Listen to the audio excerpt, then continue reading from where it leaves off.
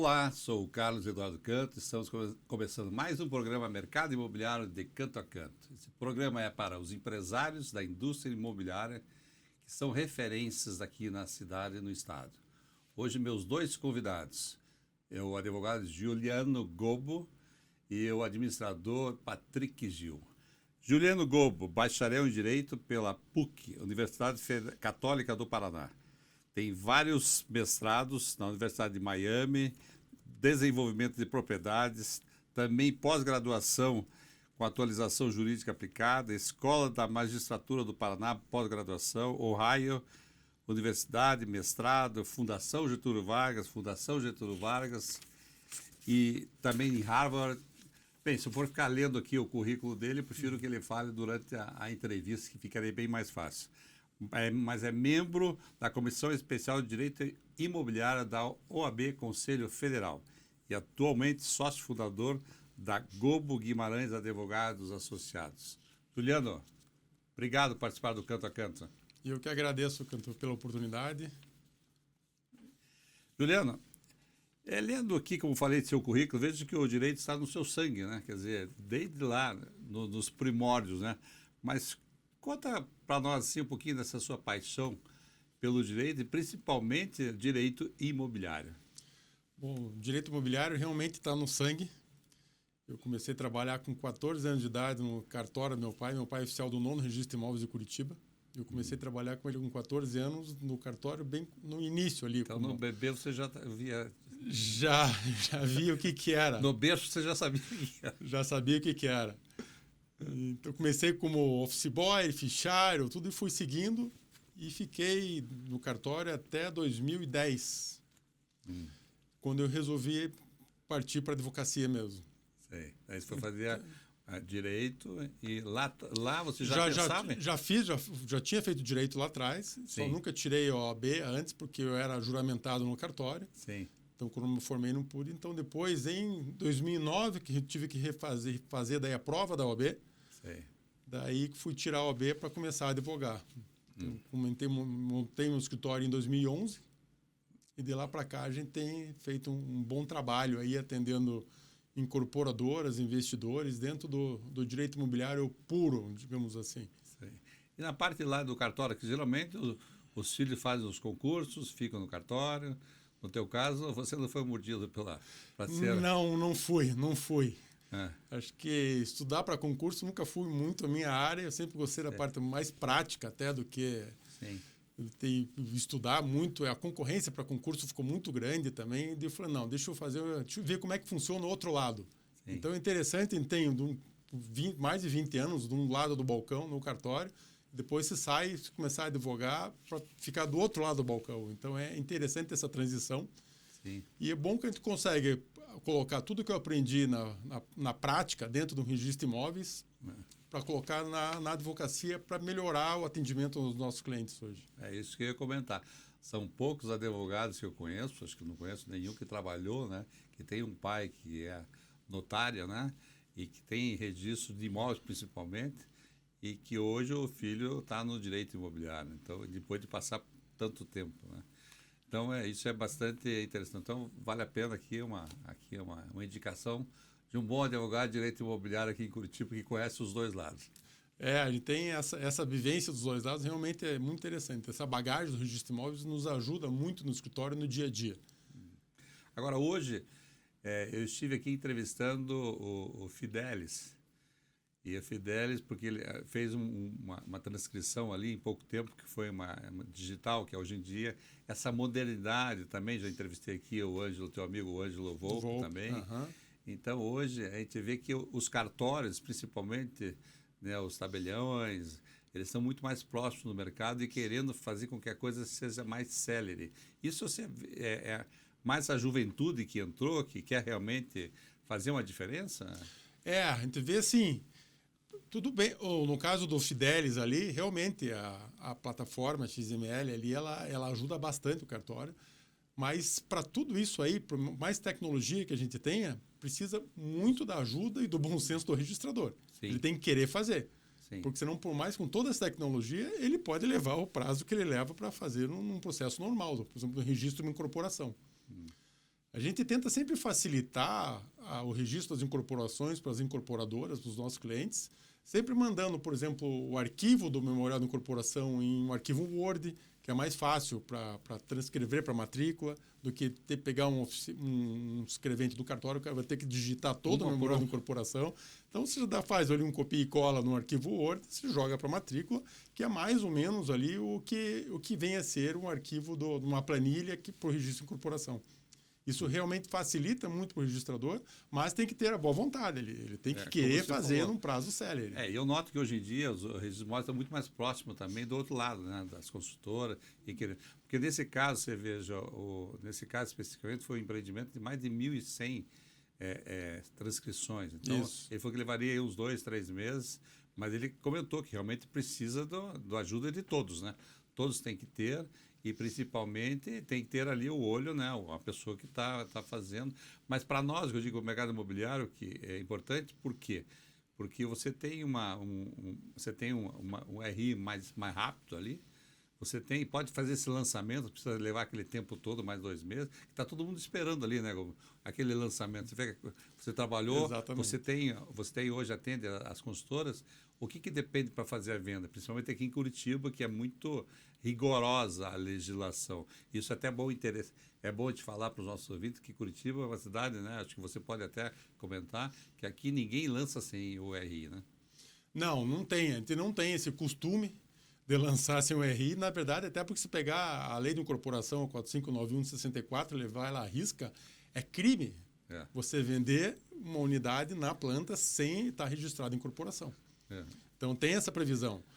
A nova legislação que a gente teve dos cartórios, a 14.382, ela já deu uma flexibilizada nisso aí na parte de reservas. Mas, mesmo assim, você não pode lançar empreendimentos. Quer dizer, poder lançar você pode, você não pode vender. Sim. Você não pode receber valor nenhum, você não pode fazer nenhuma venda do empreendimento sem registrar em incorporação. Tenta um jeito lá fazer uma pré-reserva. Tenta fazer umas adaptações. O brasileiro é muito criativo, né? Exatamente. O brasileiro Exatamente. acaba sendo... Porque realmente está todo mundo ali no afã de vender, então acaba tendo tiro. Agora, em cima disso, eu sempre falo que hoje também as consultoras têm os advogados e também, especificamente, o advogado que conheça. Eu trabalho nessa área há quase 50 anos. E para os nossos ouvintes. Eu vejo que a facilidade, quando você tem um advogado que seja específico e conheça o direito imobiliário, facilita e muito. Quer dizer, eu vejo que muitas vezes não é aquele advogado geral que você vai... Porque é muito... Né, o nosso setor é muito específico, né, Juliano? O que acontece? É muito específico e a legislação do direito imobiliário no Brasil hoje ela é muito ruim, assim, no geral. Por quê? Porque ela pode ter diversas interpretações da legislação. Cada um que lê a legislação, lê com os olhos para si mesmo. Então, ele vai interpretar de uma forma e essa lei ela beneficia isso. Ela deixa, por exemplo, o registrador vai interpretar de uma forma, a incorporadora vai interpretar de uma forma, o judiciário vai interpretar de outra forma. Então, ela é muito ruim nesse sentido. Então, é importante você ter uma ajuda de um especialista, nesses casos, principalmente das incorporadoras, quando querem celeridade nas incorporações, porque você vai dar entrada no RI do processo correto. Aí sim, o registrador, se ele quiser, ele pode fazer aquilo num prazo muito célere, o registro da incorporação. Se der entrada com o quadro de áreas conferido, com o memorial de incorporação certo de acordo com a legislação, com as declarações, com todas as certidões em dia... Então, se facilitar isso para o registrador, não tem por que ele não querer fazer. Porque é bom para ele também. O registrador não tem interesse de prenotar hoje a documentação. Por quê? Porque é um retrabalho. Ele vai ter que fazer toda aquela prenotação, todas as exigências, colocar tudo ali. Vai ter que voltar a documentação, ele vai ter que fazer de novo. Então, ele não tem interesse também de prenotar uma documentação. Porque para ele não tem ganho nenhum. Não são custas extras, não são nada. Não, e até se ele é sério... Sai de uma transcrição, um registro só e vai para, nesse caso, essa consultora, vai para 1.100. Então, ele tem 1.100 ali. Exatamente, são registros que vão entrar para ele. Registro, né? Exatamente. Então, agora, eu falo essa comparação, Juliano, também o arquiteto, quando entra o processo na prefeitura, né? Você deve acompanhar bastante. Se entrou certinho lá, pegou um bom arquiteto que conhece a legislação, ele vai sair rápido o processo. Teve aqui o Gilson da AMEP falando justamente sobre essa questão do atendimento. Quando as coisas estão corretas, quer dizer, dentro de uma legislação existe uma regra. Então, só se você fazer certo que as coisas vão sair certo, não é verdade? Vão sair. Na prefeitura aqui de Curitiba, toda a parte informatizada hoje, até das aprovações, tudo. Se você der entrada no processo lá no empreendimento, claro que não for complexo, e na forma correta, você tem uma aprovação hoje em 6 meses. Agora, hoje, você que conhece bem aí o direito imobiliário, conhece, deve fazer em outros locais. Acho que Curitiba é uma das cidades hoje mais sérias que tem, né? Em termos de registro, em termos também de prefeitura, pelo que eu vejo. Curitiba tramitam-se muito bem as coisas aqui. Na parte dos registros de imóveis é bom, comparado com outros locais. Se pegar aí São Paulo, se vê a complexidade, já que é diferente. A prefeitura também, tem muita coisa que anda muito bem na prefeitura. Claro, sempre tem algum problema ou outro, tem algumas coisas, acho que tem muita coisa que poderia ser mudado, na nossa opinião. Acho que tem coisas que não precisam ser da forma como são. Poderiam ser muito mais fáceis, tanto para os usuários, tanto quanto para a prefeitura mesmo. E hoje o nosso prefeito, né, o Eduardo, ele está com essa ideia de dinamizar, de cada vez mais tecnologia dentro da prefeitura, para ser muito mais rápido, atender o cidadão.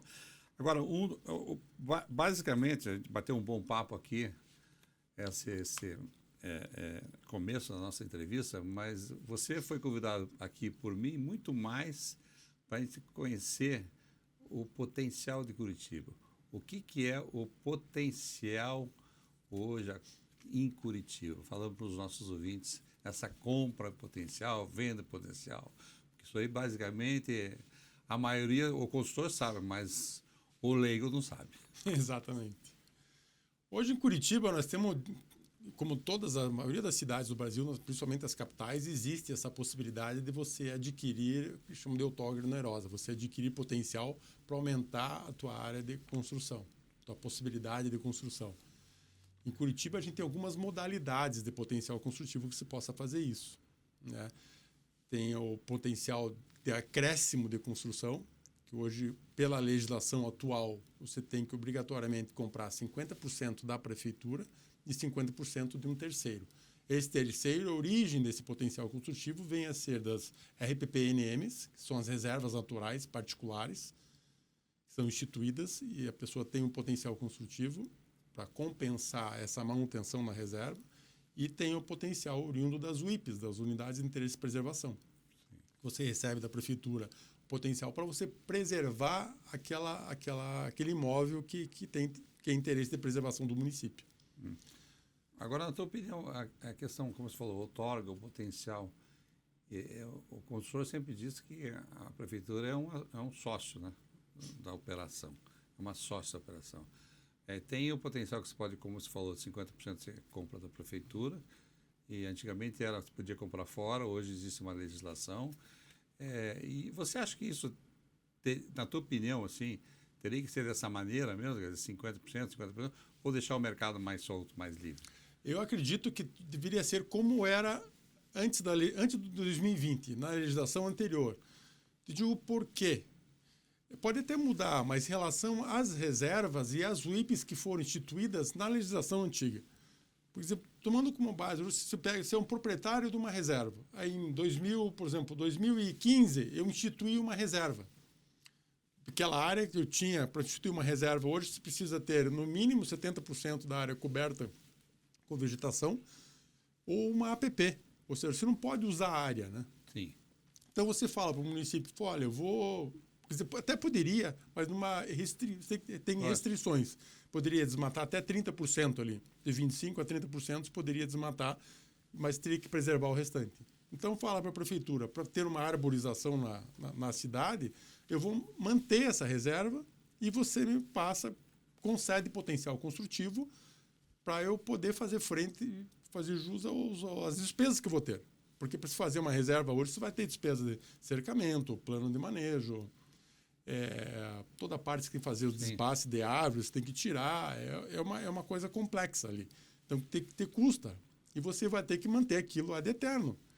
Então, você precisa de um recurso para poder manter aquela reserva para o município. Então, aquela área verde eu não vou mexer, ela vai ficar para a cidade.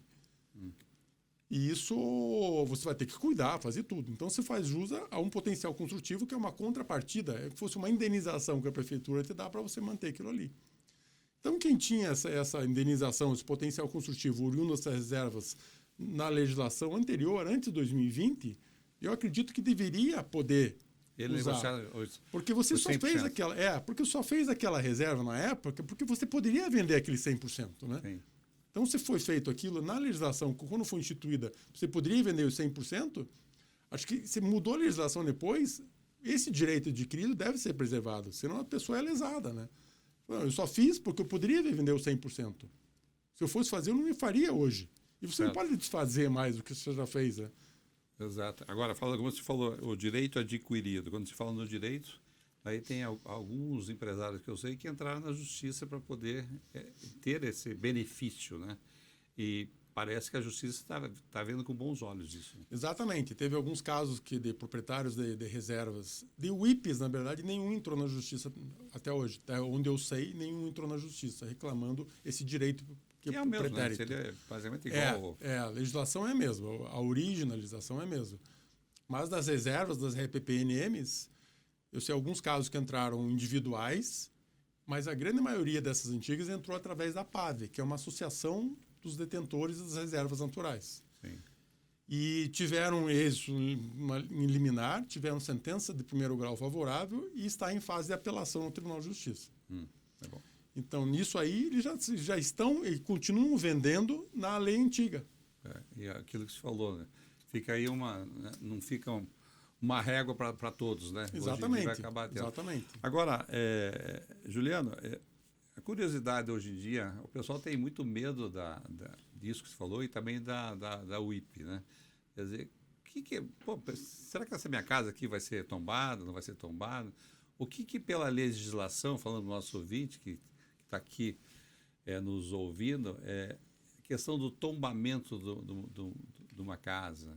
Quer dizer, o que leva a prefeitura a tombar? Porque muitas vezes aqui não morou o Barão do Cerro Azul, aqui não morou o índio tal, não morou tal. O pessoal geralmente comenta numa brincadeira assim, né? Exatamente. Uma coisa interessante nisso, como mudou a legislação ali na região ali da Hermes Fontes, Camelo Rangel, Olavo Bilac, ali existem, que antes não podia fazer nada, com a alteração do zoneamento, hoje em dia se pode construir ali edifícios baixos, né?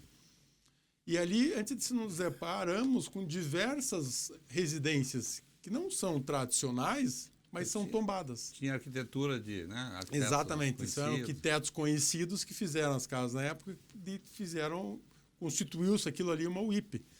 Que às vezes alguns proprietários de imóvel gostam, porque eu tenho uma WIP e vou poder vender. Vou preservar, não quero sair daqui, mas outros não, eles querem negociar a casa, principalmente agora ali que virou na febre no mercado imobiliário, naquela região muito valorizada, ótima, excelente para um local de moradia, e que não podem demolir as casas porque são WIPs. Acaba, como você falou, também hoje, se você resolve tombar isso agora, quer dizer, você poderia vender e agora isso não pode mais. Agora, ali naquela região específica que você falou, hoje o potencial basicamente está o valor quase que igual ao valor metro quadrado do terreno. Então é um valor. Agora, como calcular esse potencial? Fala para os nossos ouvintes aqui. O potencial hoje ele é uma fórmula que a prefeitura usa. Até nós desenvolvemos uma planilha que facilita esse cálculo, o que ele pega? O acréscimo de construtivo que a incorporadora quer colocar, por exemplo, eu preciso comprar aqui 2.000 metros de potencial. Isso vai depender do zoneamento da região, quanto que ela vai poder adquirir de potencial e quanto vai precisar de potencial para o projeto. Daí a gente leva em consideração o valor do metro quadrado do imóvel que recebe o potencial, que esse metro quadrado é a prefeitura que identifica, e é o valor, eles usam como base a planta genérica do metro quadrado do ITBI. Sim. Então, quanto a pessoa ia pagar de ITBI, é o valor do metro quadrado que ela vai usar como base de cálculo do potencial.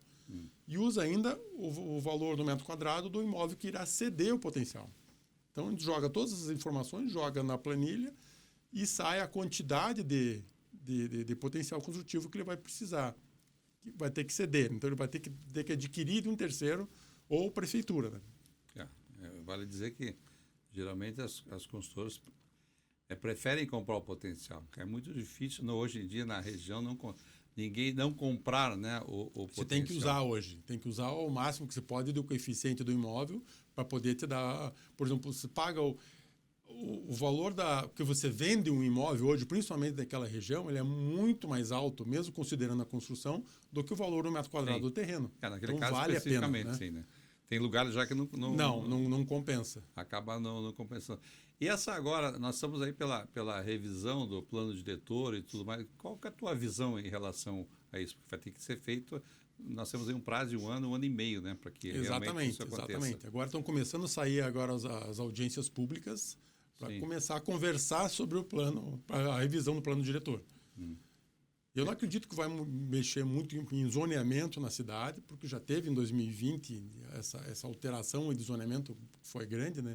2019, 2020. Então, eu não acredito que vai mudar muita coisa, não, da parte de zoneamento. Sim.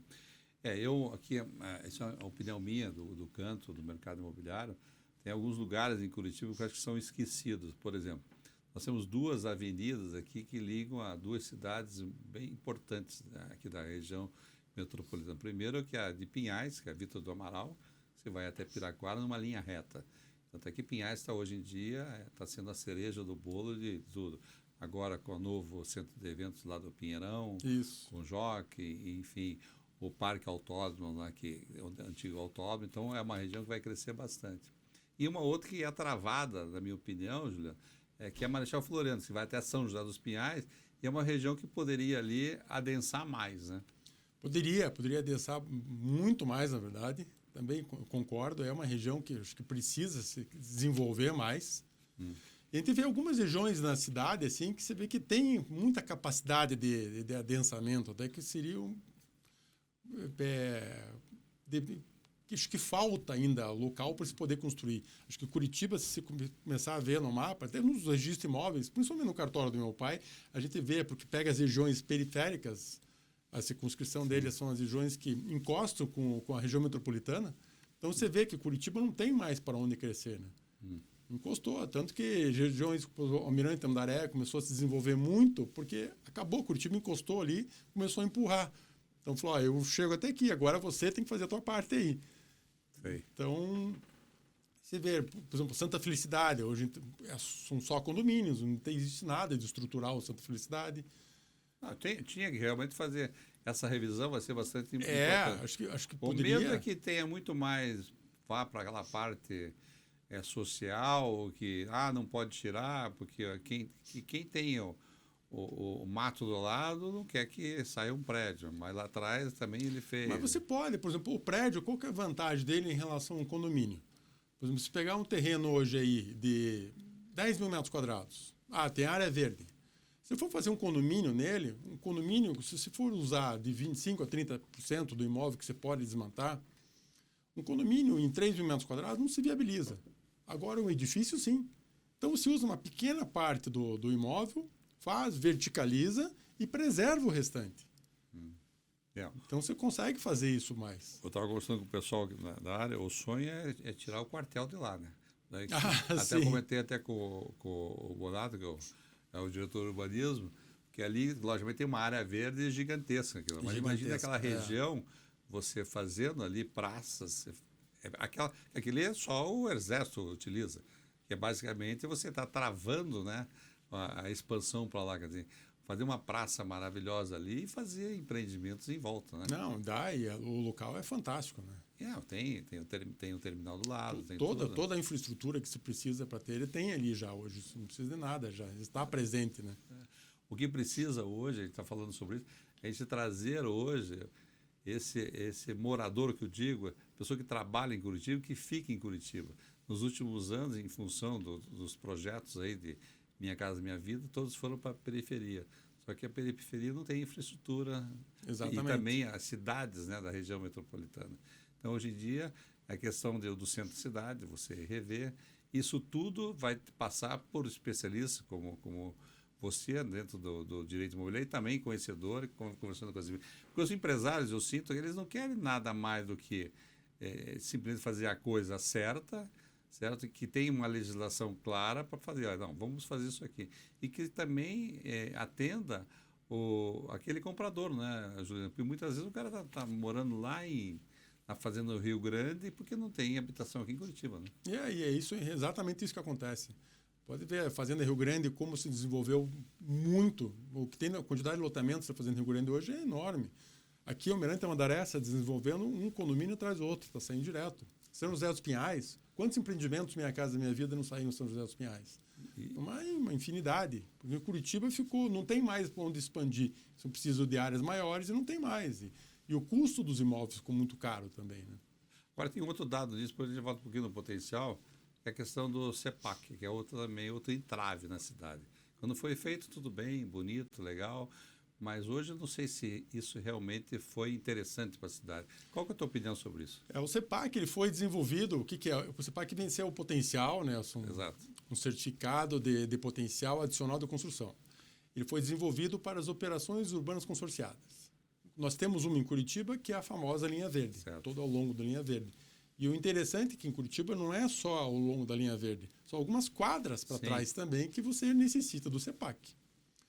E é uma coisa hoje que você só pode comprar através dos leilões que são feitos. Teve um agora, né? Faz tempo já, né?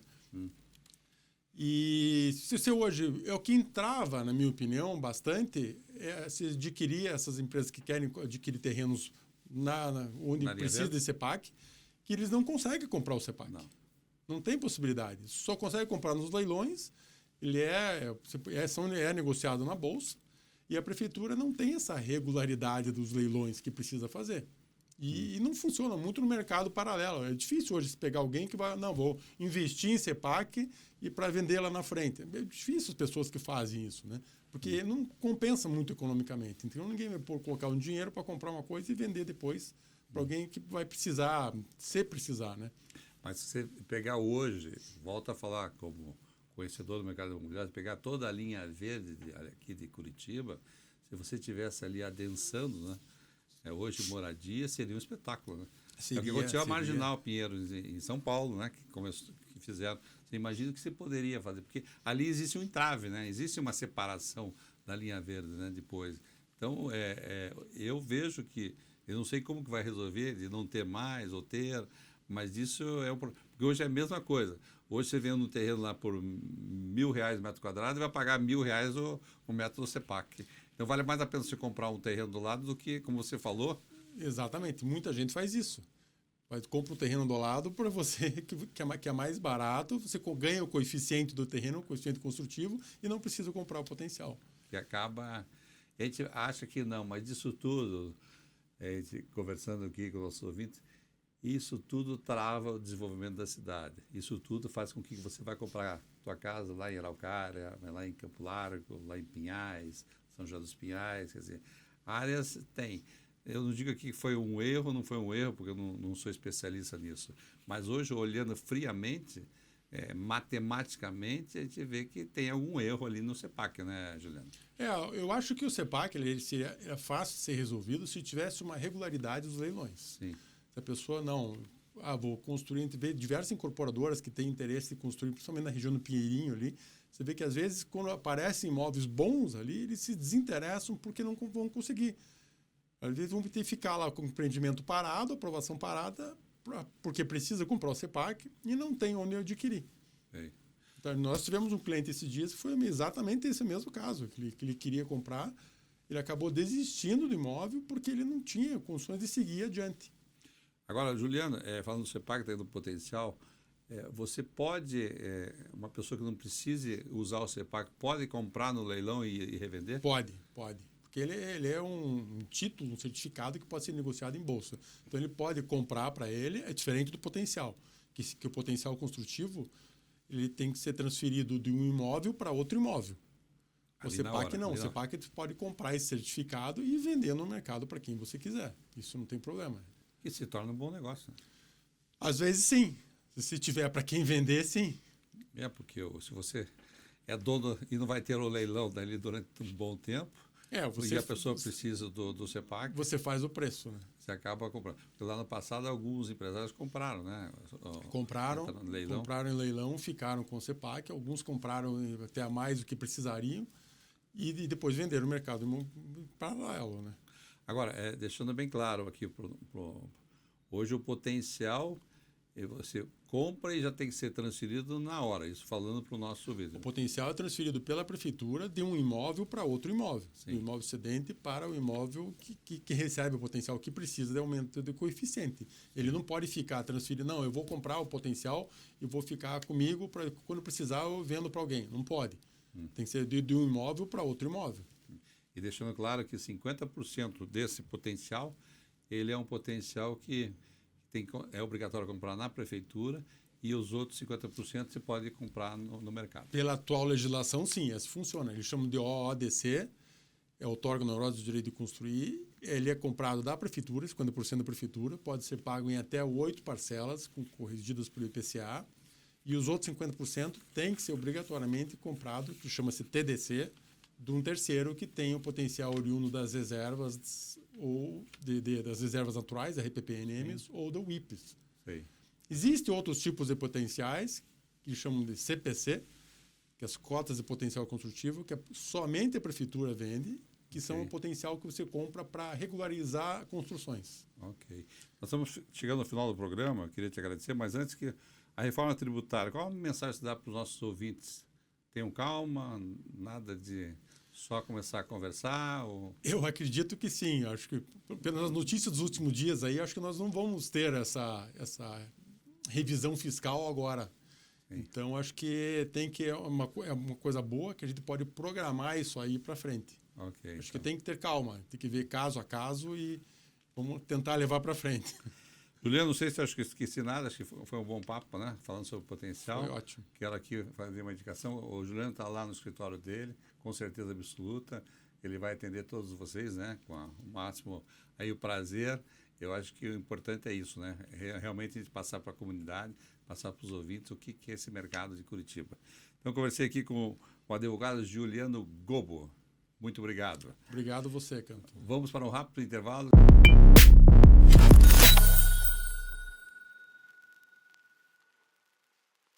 Continuamos com o programa Mercado Imobiliário de Canto a Canto. Recebo Patrick Gil, formado em Administração de Empresas pela PUC Rio de Janeiro e especialista em negociações estratégicas e mediação de conflitos. Possui formação pela Harvard School e pela Fundação Getúlio Vargas. Iniciou sua carreira no mercado imobiliário, acumulando experiências na Cirela, Sá Cavalcante e Alquia. Liderando projetos em múltiplos estados brasileiros, que movimentaram mais de 4,5 bilhões de investimentos. Atualmente, ele é COO do grupo Eco Medical Center. Obrigado, Patrick, por participar do Canto a Canto. Obrigado a você, Canto, toda a audiência. Eu acompanho o programa, sou um fã. E é uma honra muito grande, né? Depois de tanta gente importante que eu vi passar por aqui, ser convidado, só tenho a agradecer a você. O importante é que o nosso mercado imobiliário já é importante. Então, sim, aqui... Quando o Leonardo Petrelli viu essa possibilidade de trazer essa indústria imobiliária para dentro da Jovem Pan News, eu falei, vai ter surpresa. É um dos pilares da economia, né, Patrick? Sem dúvida, movimenta emprego, movimenta bastante o setor aí, principalmente agora no Sul e aqui em Curitiba, né? Curitiba está de vento em popa. E acaba sendo. Bom, primeira coisa, como é que você veio parar em Curitiba? Canto, eu acho que foi mais sorte do que juízo, né? Então, eu sou do Rio, nascido no Rio, a vida inteira na capital. Comecei minha carreira lá na Cirela, depois acabei rodando um pouco o Brasil por outras empresas. E aí, em 2018, eu estava em São Paulo já, pela Alquia, que é uma empresa de um fundo de investimento HSI, inclusive do Max, que é curitibano. É uma investida deles. E a minha esposa passou num concurso aqui no Paraná. Então, eu fazia São Paulo-Rio, todo final de semana, já há 3, 4 anos. E comecei a fazer São Paulo-Curitiba, São Paulo-Maringá. E aí me apaixonei por aqui.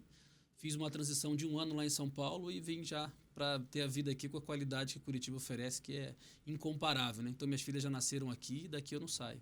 Você veio aqui para trabalhar em outro setor, né? Sim, aí nessa época eu estava no setor imobiliário mais focado em shopping center em São Paulo, que é a Alquia, que é uma gestora administradora de shoppings. Na época tinha 3 shoppings pelo Brasil E quando eu vim para cá, eu vim para o projeto de reposicionamento do Cristal, que também é de um fundo de investimento e outros investidores, inclusive o fundo do Rio de Janeiro. Portanto, conhecia pessoas de lá do fundo e, querendo vir para cá, comecei a dizer, surgiu uma oportunidade em Curitiba, eu quero ir para Curitiba. E surgiu a oportunidade em 2019 de assumir o Cristal como superintendente, né, o diretor-geral, e a gente tinha um cheque para investir ao longo de 3 a 4 anos para reestruturar o ativo. Então, o Cristal tinha um projeto de reposicionamento muito importante, começou super bem em 19, e aí com a pandemia a companhia resolveu travar o projeto e aguardar o que ia acontecer com o Brasil e com o mundo dali para frente, né? Mas eu vim aqui e comecei minha carreira no Cristal, fiquei 2 anos lá. Aproveitando, saindo um pouquinho, depois vamos entrar praticamente no foco da entrevista, pelo teu conhecimento hoje em dia, shopping center e os malls, a gente tem notado que é uma proliferação de malls pela cidade. Isso eu via já nos Estados Unidos, quando eu ia para lá, há 30 anos, tinha bastante os malls em volta já dos supermercados. E eu estou vendo que não só Curitiba, como outras cidades tem. Sim. E na tua opinião, como é que vai ficar os shoppings em relação a tudo isso? Porque a facilidade que eu digo, é como diz um grande empresário, o mall ele te abraça mais, porque o mall ele tem aquele estacionamento ali na frente, né? Que você deixa o carro na porta, entra na loja e vai embora. Então, essas facilidades que tem do mall, e ainda mais as pessoas hoje em dia que não tem muito tempo, né? Sim. Então, qual é a tua opinião em relação, ou naquela época você já tinha esse estudo de shopping centers? A gente sempre acompanhou o que fala assim, é metro quadrado de ABL, que área bruta locável para cada 1.000 habitantes, né? Então, o Brasil saiu aí de 100 shoppings nos últimos 20 anos para mais de 500 agora.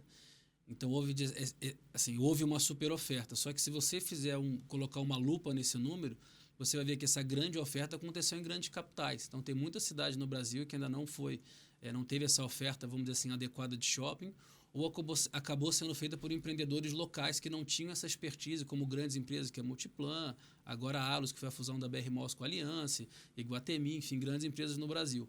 Então, o que eu observo hoje? Depende muito da cidade. Quando você olha para Curitiba, e quando eu vim em 2019, eu estudei muito esse número, a quantidade de ABL para cada 1.000 habitantes é absurda, é uma das maiores do Brasil. Chegou a ser a maior, hoje não acompanho mais tanto esse dado, mas com certeza é uma das maiores do Brasil. Então, é muito metro quadrado de loja de shopping para a quantidade de habitantes. Só que Curitiba você não tem praia, né? Então, acaba, como diz São Paulo, o lazer do curitibano, o lazer do paulista é ir para o shopping. Então, me impressionou como a força do mercado de Curitiba conseguiu absorver bem essas ABLs. Então, você pega o Shopping Jockey, né, Jockey da família Tacla, que era um grande desafio à época. Eles empreenderam e hoje é um sucesso estrondoso. Me impressiona Curitiba. Você pega agora o Parque Barigui, que fez uma expansão, né, fez um terceiro piso inteiro, uma área gigantesca, mais ABL na cidade. Você tem o Pátio Batel aí, completou 10 anos de vida. Ainda assim, você vê o Pátio Batel performando bem, o Barigui performando super bem. Um shopping que passa de 1 bilhão de faturamento ano, né? Ele está no top 3 hoje do grupo da Multiplan, pelo menos até 2 anos atrás. Então, assim, eu acho que Curitiba é desafiador você lançar mais shoppings, né? Eu não empreenderia hoje um shopping center em Curitiba antes de esperar pelo menos uns 10 anos aí de acomodação do mercado. Agora, quando você vai para mall, o mall ele faz muito o papel da conveniência, assim como nos Estados Unidos, né? Lá faz também o papel do varejão, porque a economia dos Estados Unidos é praticamente consumo, então não dá nem para comparar com o Brasil. Mas eu vejo que Curitiba ela tem feito muito bem esse papel da conveniência. Você vê os malls bem ocupados, agora efeito manada, né?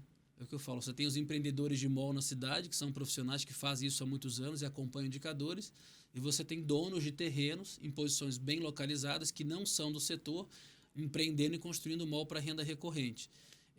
Eu acho que aí que tem que ter um pouco de cuidado, né? O excesso de oferta vai depender muito do bairro, da característica daquela população, da renda média, da oferta de ABL de shopping ou não, ou de mall naquela região. Eu acho que tem espaço ainda para isso, mas depende muito do bairro.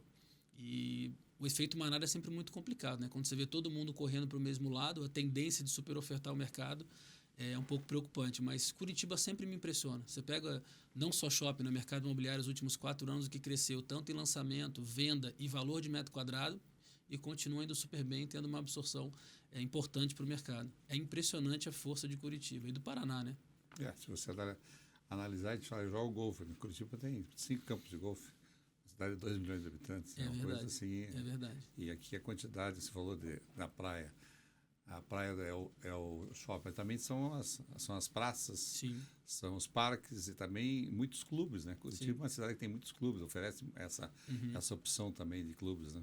Eu acho que o curitibano ele tem a característica assim parecida com o europeu, que ele usa a coisa pública, né? Então isso faz com que a coisa pública fique preservada. O curitibano ele é exigente, ele cobra, o que é muito bom. Eu, como carioca, com uma cidade bem desorganizada, sou muito fã aqui de Curitiba.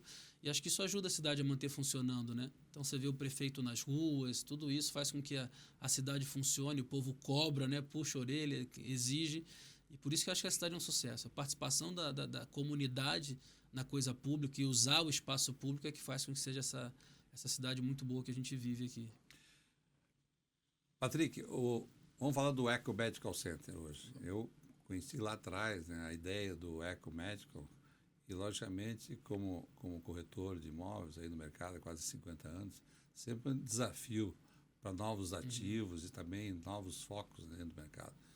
E acho que eu gosto das pessoas visionárias, né? Então, eu conheço, logicamente, um pouquinho da história, mas eu gostaria que você falasse lá do começo, como é que nasceu esse Eco Medical e hoje em dia se tornou um ativo importante para os investidores, não só daqui, que depois a gente vai falar que pode ir para fora também. Sim. Eu acho que é importante falar assim, o Eco passou por uma transição, né? Tudo que é inovador, e o Eco ele é inovador no Brasil, ele leva tempo e dinheiro. Então, o Eco ele foi fundado... O shopping, né? Diz que leva 5 anos para poder falar, você que conhece bem, né? Você sabe que a história de shopping, só um ponto interessante, que ela não nasceu para ser shopping, né?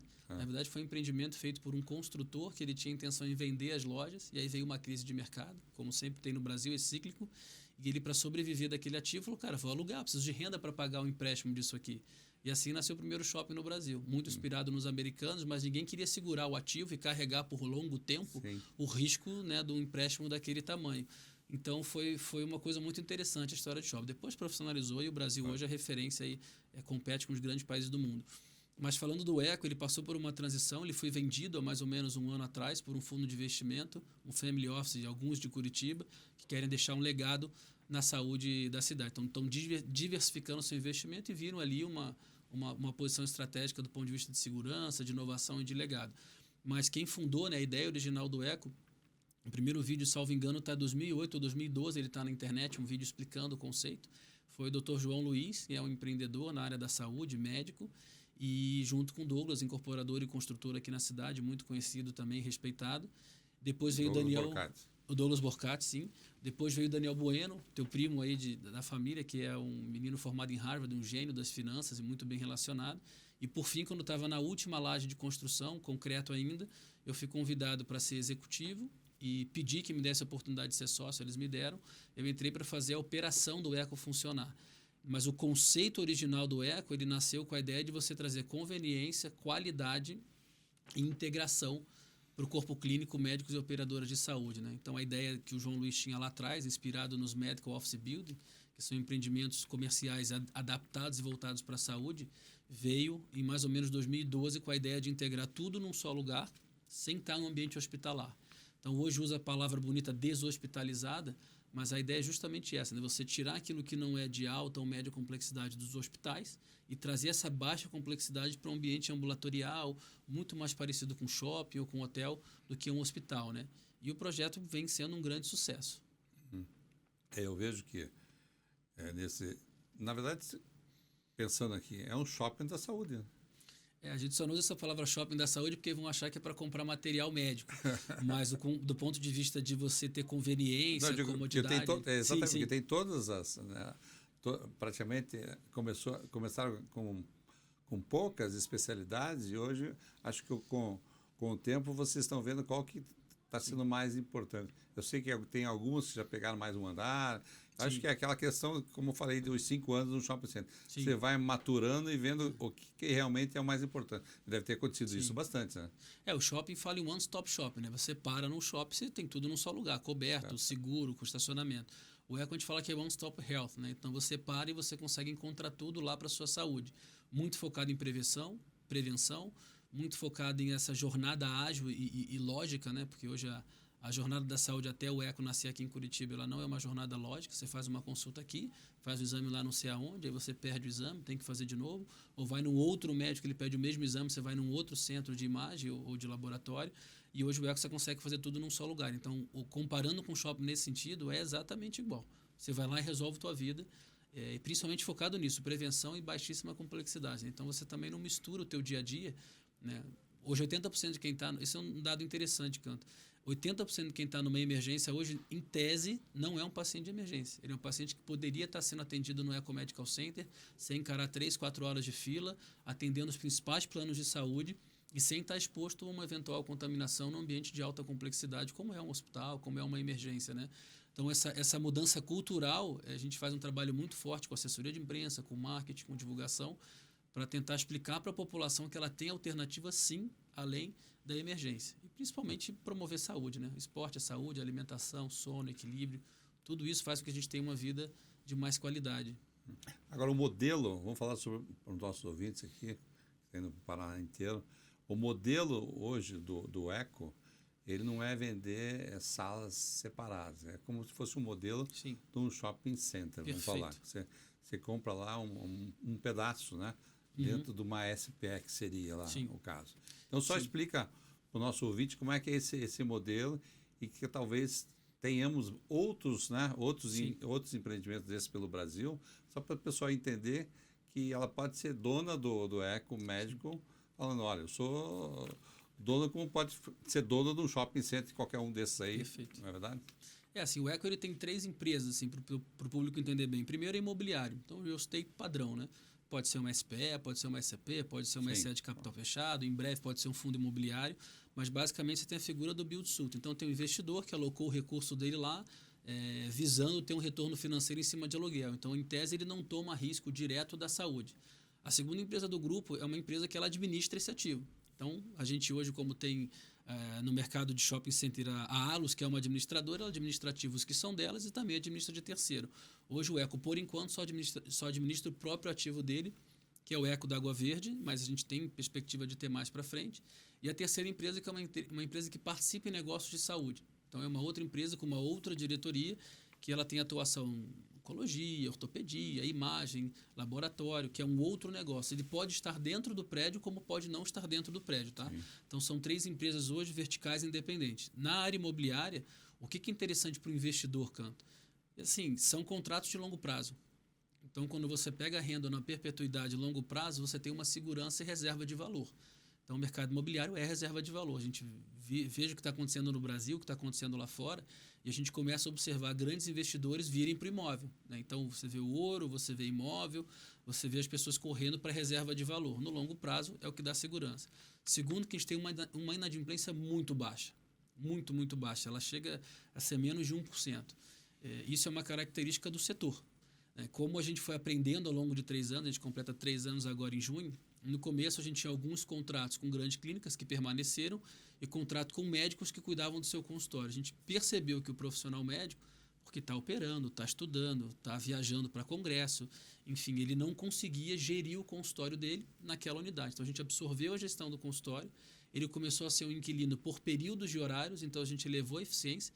Ao invés de ele ter um consultório para usar a semana inteira, que na verdade ele vai usar metade está vago, parado, hoje ele usa os horários que ele quer e paga, e outros colegas usam o mesmo horário dele. Então, a gente melhorou a eficiência do uso desse metro quadrado. Minha inadimplência caiu, porque o ticket médio reduziu e a inadimplência veio praticamente a zero. E saúde é necessidade básica. Então, veio pandemia, não veio pandemia, melhor economia, pior o fiscal, o Trump bota taxa, as pessoas continuam indo ao médico, continuam se cuidando. População, países latinos, assim como o Brasil, vem envelhecendo. Então, a necessidade de ofertar saúde de qualidade está crescendo. Qualidade, né? A gente fala em saúde de qualidade. Então, assim, para o investidor imobiliário, ele olhar hoje para o Medical Office Building, que é o Eco Medical Center, e tem outros similares no Brasil, é uma reserva de valor, inadimplência baixa e capacidade de flexibilidade. Esse é um ponto que é importante reforçar, porque assim, lançaram vários projetos de saúde Brasil afora focado para médico. Mas eles foram muito focados do ponto de vista imobiliário, que não é um erro, é uma característica. Então, quero vender um metro quadrado para você pelo maior valor possível, construindo com o mais barato, o menor valor possível. A diferença do Eco é que ele não é um empreendimento vendido. Então, isso dá conforto para a administradora de ter a gestão sobre o mix. Então, exatamente igual ao shopping center, que você tem grandes empresas que são donas do ativo ou fazem a gestão consolidada do ativo, ela tem controle onde vai estar marca X, marca Y, marca Z. E você tem a galeria de bairro. que ela foi vendida para 10, 20, 30 donos, 40 donos de loja. E cada um faz o que quer na sua loja. Por mais que tenha a convenção do condomínio, ele é dono. Então, como dono, ele pode mudar, alugar para o que ele quiser. É um grande erro, na minha opinião. Então, você não tem a gestão do mix. Na saúde, é exatamente igual. Então, você tem empreendimento voltado para a saúde, onde o profissional ele é dono, faz o que quiser, amanhã ele pode ir embora e colocar o filho dele advogado ou designer. Você perdeu esse elo de ligação que é ter tudo num só lugar conectado. Então, o Eco tem essa característica para o investidor imobiliário. A gente tem o controle do mix para poder definir o que é melhor para o coletivo, seja investidor, médico, paciente ou operadora de saúde. Enquanto no outro modelo, você perde essa característica como investidor, ficando, às vezes, né, suscetível no longo prazo de alguma mudança abrupta que você não consiga ajustar o teu ativo. Então, é exatamente igual shopping e galeria. É uma comparação muito boa que eu gosto de usar. Na galeria de bairro, hoje você montou um baita restaurante, amanhã coloca uma borracharia do lado. Você não tem como tirar. Lá no Eco, não. A gente faz uma curadoria de quem é o profissional, qual a formação dele, se ele tem algum processo no CRM, a gente oferece educação continuada. A gente tem prontuário integrado, então o médico vê o paciente como um todo, não vê fragmentos do paciente. Mas, do ponto de vista imobiliário, é uma grande oportunidade de investimento. É uma segurança Agora, de longo prazo. Uma pergunta. Tem lá o ativo, tem lá os sócios, né, 100% pulverizado, sei lá, 15 ou 20 sócios. Mas se alguém quiser comprar hoje uma participação, praticamente hoje não tem, né? Hoje não tem. Assim, e se tiver, só complementando, e se tiver uma participação do Patrick que está vendendo, tem talvez os sócios lá, eles acabam absorvendo essa cota que seria, né? O nosso modelo de contrato traz uma segurança muito grande para o investidor. Hoje são quase 30 investidores, né? Tem um grande investidor que detém quase 50% do ativo e tem outros pulverizados, mas assim, são pequenos investidores, né? Não tem uma pulverização muito grande. Hoje, por contrato, se alguém quiser vender a sua cota, você é obrigado a ofertá-la por 30 dias, com condições, preço e prazo, e os outros sócios desse contrato podem exercer. Se ninguém exercer, você pode levar a mercado. De toda forma, todas as outras regras de negócio, elas são imutáveis, o que dá uma segurança muito grande para o investidor. Agora, existe a possibilidade, já está vendo estudos do Cobanço, que se queriam fazer em outras cidades. Sim. Acho que hoje já maturou, né? 3 anos, foi inaugurado em 2023. 1º de junho, como você falou, vai fazer 3 anos. Existe a ideia de se fazer outros centros como esse? Sim. Ou já tem modelos, logicamente, o pessoal de fora vem para cá. Assim, Canto, é interessante porque como o Eco ele é inovador, teve o desafio da gente descobrir como tocar o negócio, né?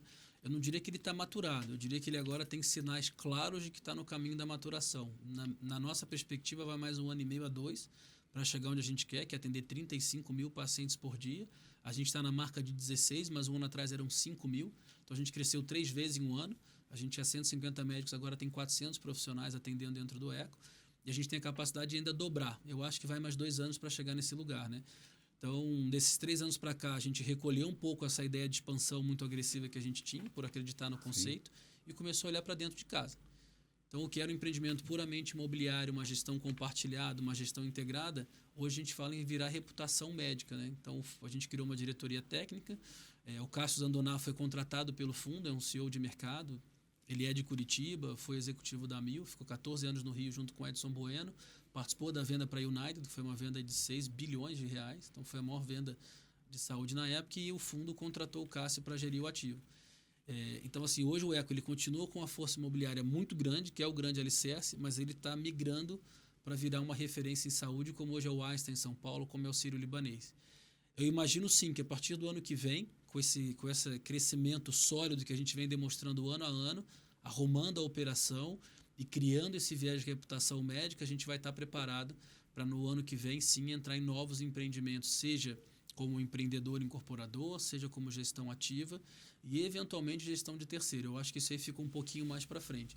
Mas fomos muito procurados por empreendedores em outras cidades, queriam entender o modelo, alguns queriam que a gente administrasse o ativo deles, mas a gente entende que o momento ainda é de olhar para dentro, sabe? Mas estamos bem animados para olhar a coisa para o ano que vem.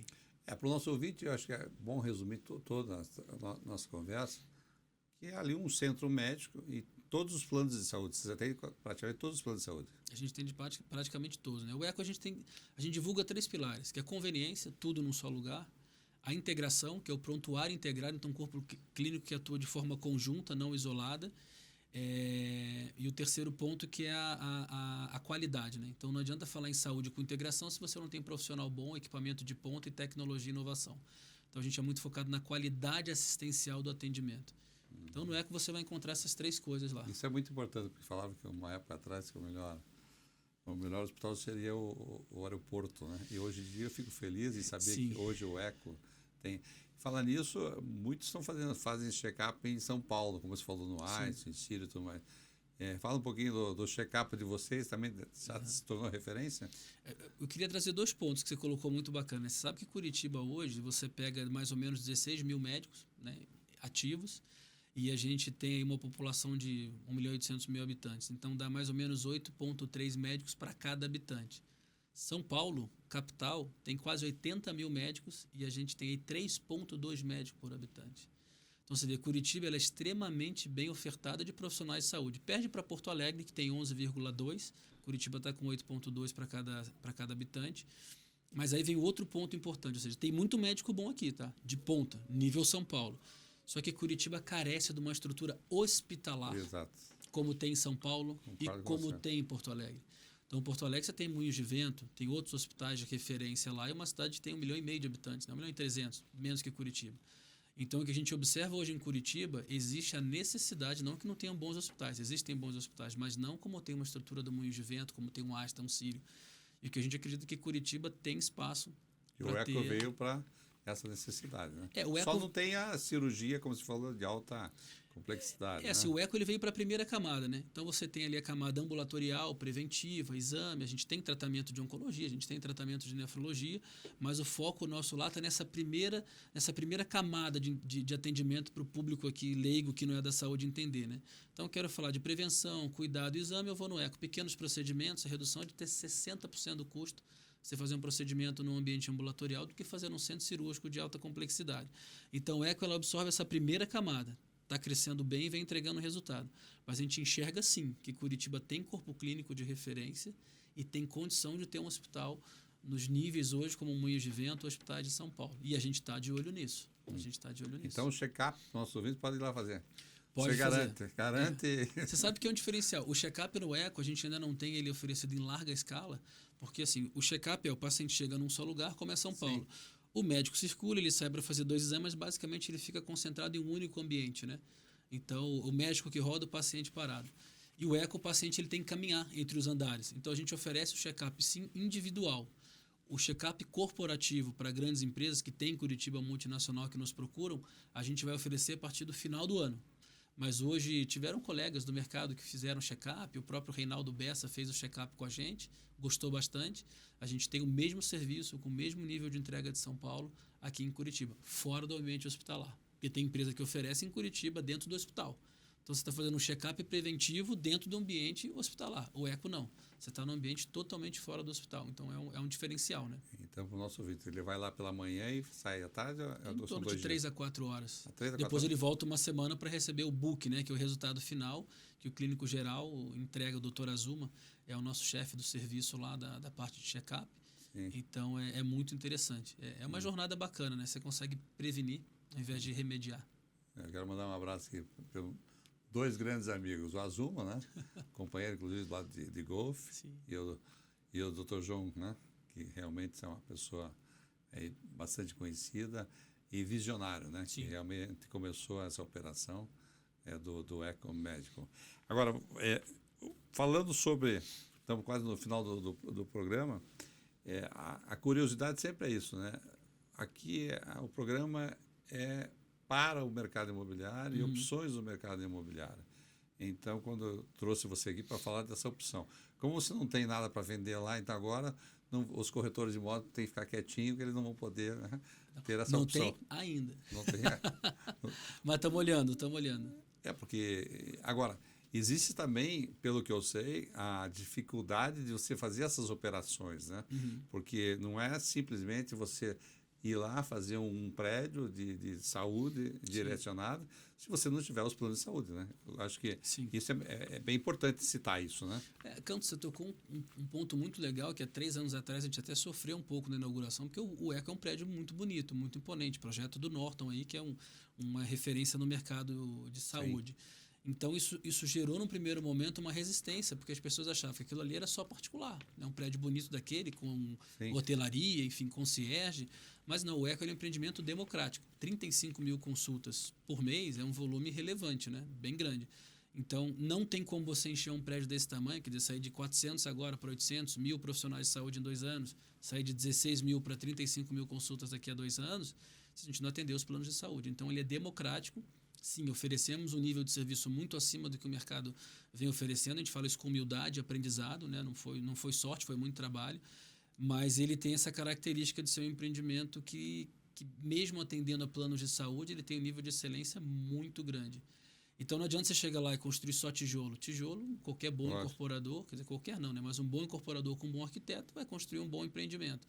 Mas você garantir no longo prazo, estão falando de 40, 50 anos, 100 anos, um projeto sustentável e que além de um tijolo que dá rentabilidade ao investidor, ele vai dar um atendimento de qualidade integrado ao paciente, aqui tem um pulo do gato que foi aprendizado. E que eu brinco mais sorte do que juízo, né? Porque a gente visualizou uma coisa lá atrás há 3 anos,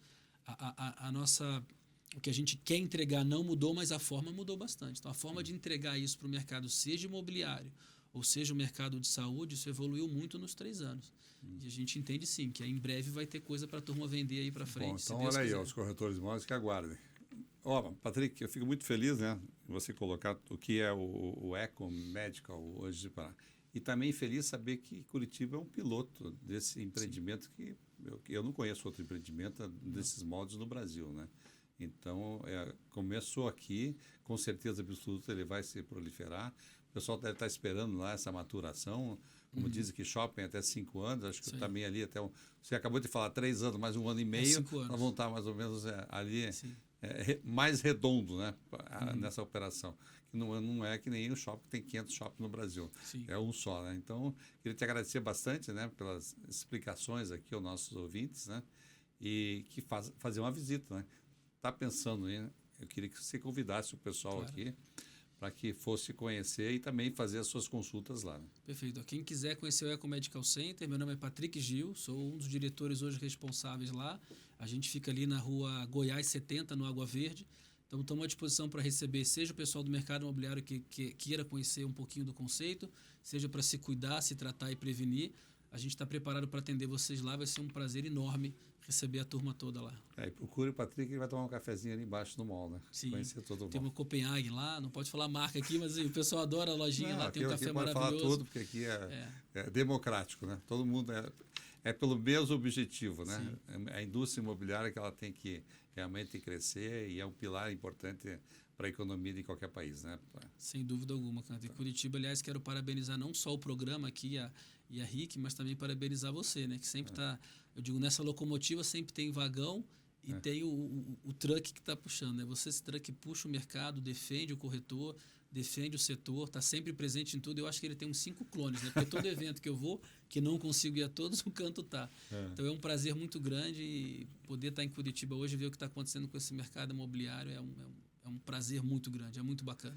Eu que agradeço. Conversei aqui com o Patrick Gil, COO do Eco Medical Center.